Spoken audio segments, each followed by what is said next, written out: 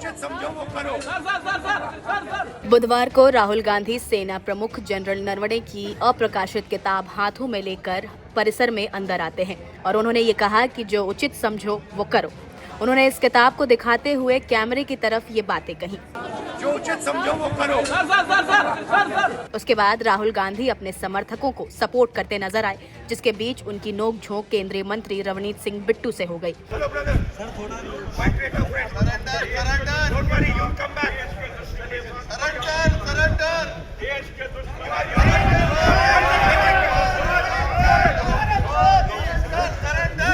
और फिर जब वो बाहर आए तो उन्होंने किताब के ऊपर कई ऐसी बातें कही और कई ऐसे दावे किए।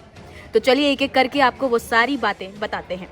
लोकसभा में नेता प्रतिपक्ष राहुल गांधी ने कहा कि मुझे नहीं लगता कि प्रधानमंत्री आज लोकसभा आने की हिम्मत करेंगे, क्योंकि अगर वो आए तो मैं उन्हें ये किताब देने वाला हूँ। अगर प्रधानमंत्री आए तो मैं खुद जाकर उन्हें ये किताब हाथों में दूंगा ताकि वो इसे पढ़े और देश को सच्चाई का पता चले। राहुल जी, पीएम को क्या करना चाहिए था? I don't think PM will have the guts to come to the Lok Sabha today. Because if he comes, I'm going to give him this book.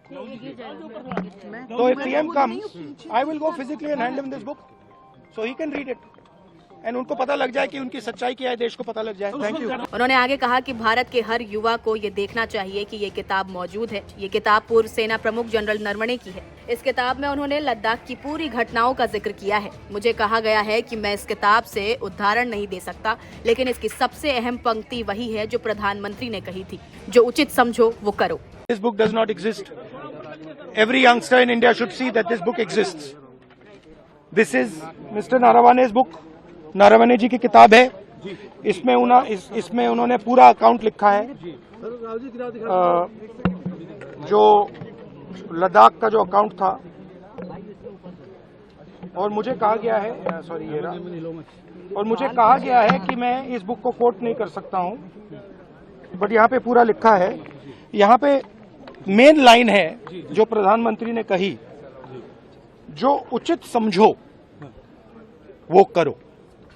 Rahul Gandhi ने आगे कहा कि जब तत्कालीन सेना प्रमुख जनरल नरवणे ने रक्षा मंत्री राजनाथ सिंह को फोन कर बताया कि चीनी टैंक कैलाश रिज तक पहुंच गए हैं और पूछा कि अब क्या किया जाए, तो पहले राजनाथ सिंह जी ने कोई जवाब नहीं दिया।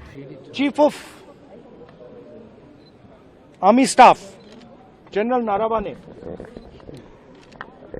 ने राजनाथ सिंह जी को फोन किया और कहा कि देखिए कैलाश रिज पर चाइनीज टैंक्स आ गए हैं, हमारी टेरिटरी है, कैलाश रिज पर चाइनीज टैंक्स आ गई हैं, हमें क्या करना है। पहले राजनाथ सिंह जी ने उनको रिप्लाई नहीं दिया। इसके बाद उन्होंने विदेश मंत्री एस जयशंकर जी, एनएसए और रक्षा मंत्री से संपर्क किया, लेकिन कहीं से कोई प्रतिक्रिया नहीं मिली। उन्होंने आगे कहा कि इसके बाद जनरल नरवणे ने दोबारा राजनाथ सिंह जी को फोन किया। तब राजनाथ सिंह जी ने कहा कि वो ऊपर से पूछेंगे। ऊपर का स्थायी आदेश ये था कि अगर चीनी सेना आगे बढ़े तो बिना अनुमति के उन पर गोलीबारी नहीं की जाएगी। उन्होंने जयशंकर जी से पूछा, एनएसए से पूछा, राजनाथ सिंह जी से पूछा, कोई रिप्लाई नहीं आया। फिर उन्होंने राजनाथ सिंह जी को फोन किया। राजनाथ सिंह जी ने कहा कि मैं टॉप से पूछता हूं। राइट, ऑर्डर था, स्टैंडिंग ऑर्डर था टॉप का कि अगर चाइनीज फोर्सेस अंदर आएंगी तो उनपे बिना हमारे पूछे फायर नहीं करना है। राहुल गांधी ने यह भी आरोप लगाया कि जनरल नरवणे और हमारी सेना चीनी टैंकों पर कार्रवाई करना चाहते थे, क्योंकि वो हमारी जमीन में घुस आए थे। लेकिन नरेंद्र मोदी जी की तरफ से संदेश आया, जो उचित समझो वो करो। नरवणे जी और हमारी जो आर्मी थी, जो सेना थी, वो उन टैंक्स पर फायर करना चाहती थी, क्योंकि वो टैंक्स हमारी टेरिटरी में आ गई थी। नरेंद्र मोदी जी ने मैसेज दिया कि देखिए, जो उचित समझो वो करो। इसका मतलब है कि प्रधानमंत्री ने अपनी जिम्मेदारी नहीं निभाई और सेना प्रमुख से कह दिया कि जो करना है खुद कर लो, जैसे ये उनके बस की बात ही नहीं थी।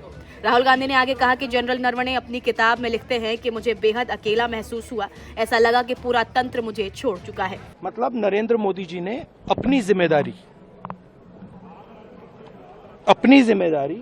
पूरी नहीं की। उन्होंने आर्मी चीफ से कहा कि देखो भैया, आपको जो करना है करो, मेरी बस की नहीं है।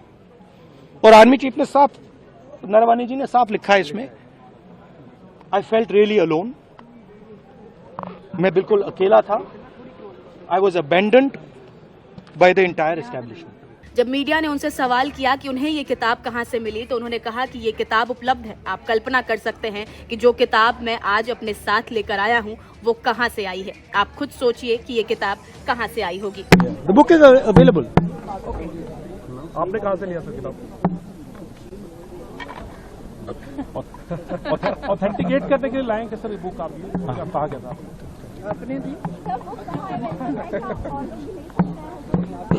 You can imagine where the book has come from.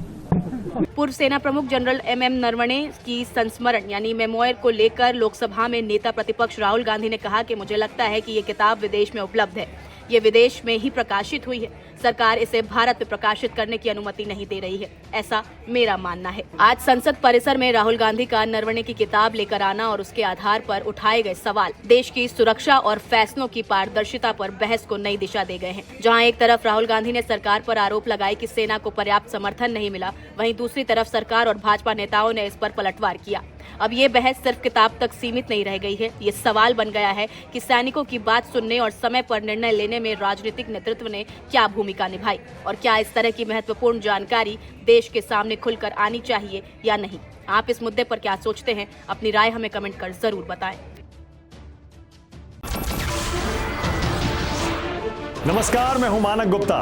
अगर आपको हमारा ये वीडियो पसंद आया हो तो इसे लाइक और शेयर जरूर करें और हाँ, हमें सब्सक्राइब और फॉलो करना ना भूलें ताकि आप देश और दुनिया की कोई खबर मिस ना करें।